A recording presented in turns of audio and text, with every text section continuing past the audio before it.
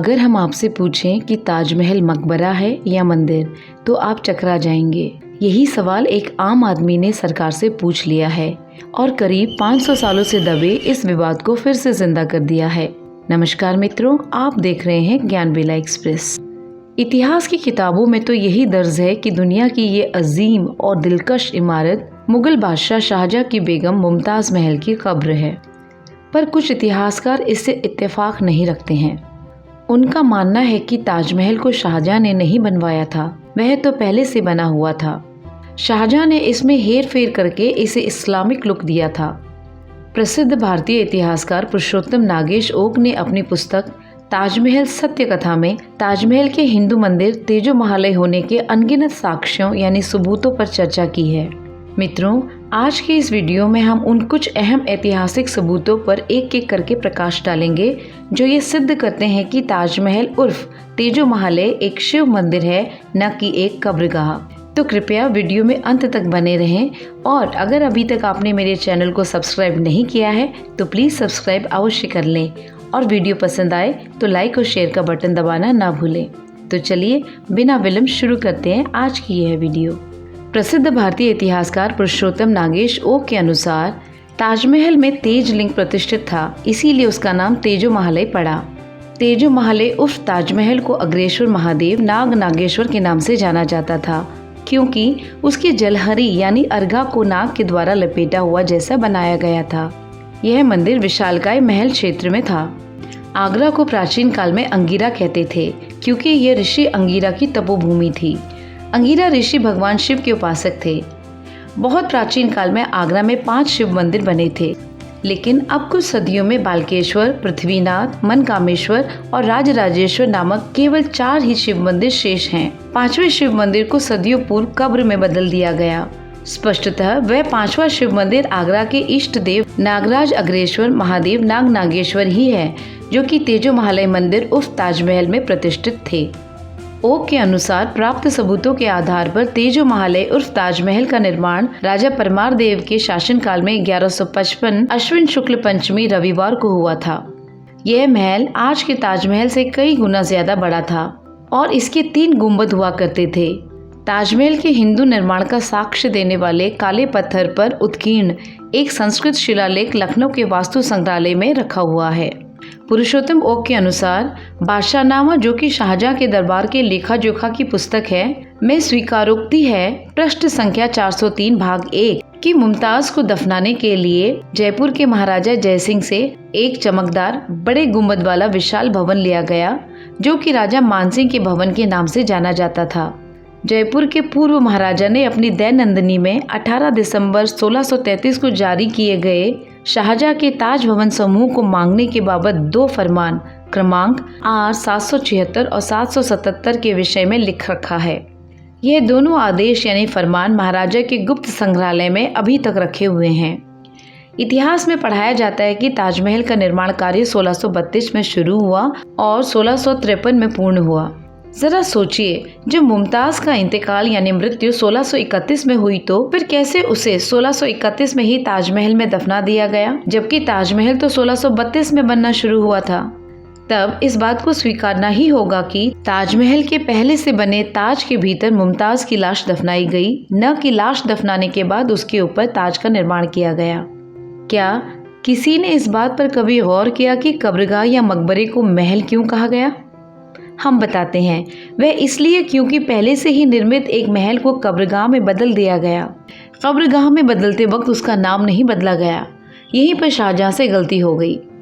उस काल में किसी भी सरकारी या शाही दस्तावेज एवं अखबार आदि में ताजमहल शब्द का उल्लेख नहीं आया है।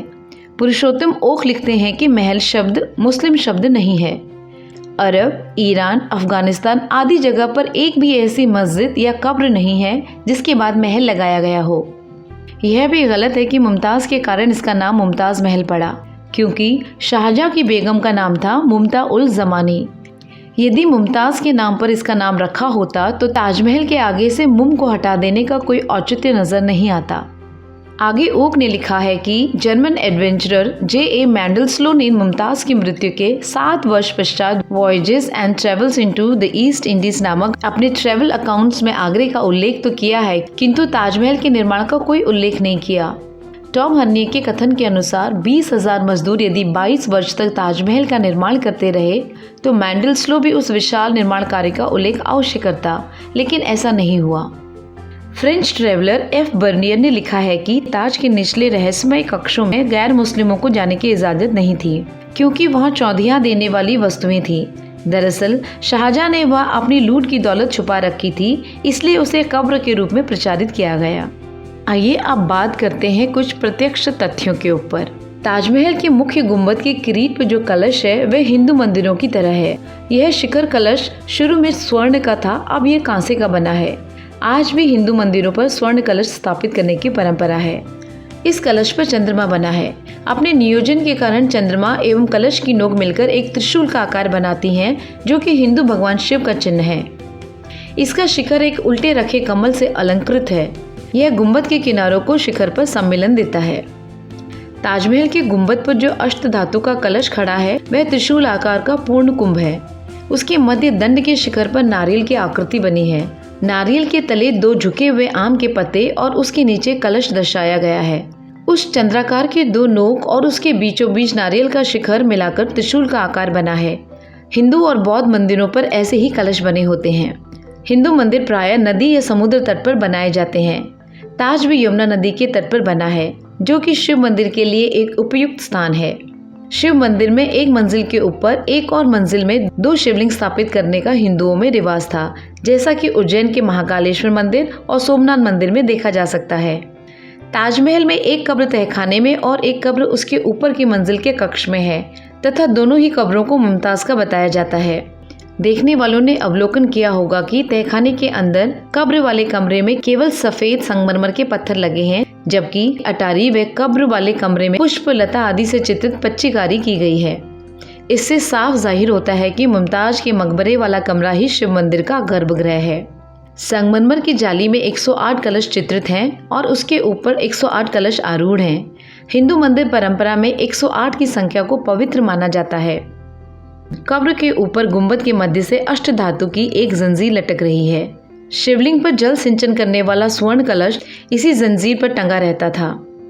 उसे निकालकर जब शाहजहां ने खजाने में जमा करा दिया तो वह जंजीर लटकी रह गई। उस पर लॉर्ड कर्जन ने एक दीप लटकवा दिया, जो आज भी है। जिन संगमरमर के पत्थरों पर कुरान की आयतें लिखी हुई हैं, उनके रंग में पीलापन है, जबकि शेष पत्थर ऊंची गुणवत्ता वाले शुभ्र रंग के हैं। यह इस बात का प्रमाण है कि कुरान की आयतें वाले पत्थर बाद में लगाए गए हैं। ताज के दक्षिण में एक प्राचीन पशुशाला है। वहां पर तेजो महाले की पालतू गायों को बांधा जाता था। मुस्लिम कब्र में गाय कोठा होना एक असंगत बात है। ताजमहल के चारों ओर 4 एक समान प्रवेश द्वार हैं, जो कि हिंदू भवन निर्माण का एक विलक्षण तरीका है, जिसे कि चतुर्मुखी भवन कहा जाता है। ताजमहल में ध्वनि को गुंजाने वाला गुंबद है। हिंदू मंदिरों के लिए गूंज उत्पन्न करने वाले गुंबदों का होना अनिवार्य है। ताजमहल के गुंबज में सैकड़ों लोहे के छल्ले लगे हुए हैं, जिस पर बहुत ही कम लोगों का ध्यान जा पाता है। इन छल्लों पर मिट्टी के आलोकित दीप रखे जाते थे, जिससे कि संपूर्ण मंदिर आलोकमय हो जाता था। नदी तट के भाग में संगमरमर की नींव के ठीक नीचे लाल पत्थरों वाले 22 कमरे हैं, जिनकी झरोखों को शाहजहां ने चुनवा दिया है। इन कमरों को, जिन्हें कि शाहजहां ने अति गोपनीय बना दिया है, भारत के पुरातत्व विभाग द्वारा तालों में बंद रखा जाता है। सामान्य दर्शनार्थियों को इसके विषय में अंधेरे में रखा जाता है। इन 22 कमरों की दीवारों तथा भीतरी छतों पर अभी भी प्राचीन हिंदू चित्रकारी अंकित है। इन कमरों से लगा हुआ लगभग 33 फुट लंबा गलियारा है। गलियारे के दोनों सिरों में एक एक दरवाजे बने हुए हैं। इन दोनों दरवाजों को इस प्रकार से आकर्षक रूप से ईंटों और गारों से चुनवा दिया गया है कि वे दीवार प्रतीत होती हों। ताजमहल मकबरा है या शिवालय, इसका सही जवाब तभी मिल सकता है जब सरकार ताजमहल के बंद दरवाजों को इतिहासकार और रिसर्चर्स के लिए खोले। देश विदेश के एक्सपर्ट्स और मॉडर्न साइंस के जरिए इस सवाल का जवाब ढूंढना ही सही तरीका है। आज की वीडियो में बस इतना ही। उम्मीद करती हूँ आपको ये जानकारी अति रोचक लगी होगी। अगर जानकारी अच्छी लगी हो तो कमेंट बॉक्स में ओम नमः शिवाय जरूर लिख दें। और तब तक के लिए खुश रहें, स्वस्थ रहें, एक ही जीवन है। जय हिंद, जय भारत।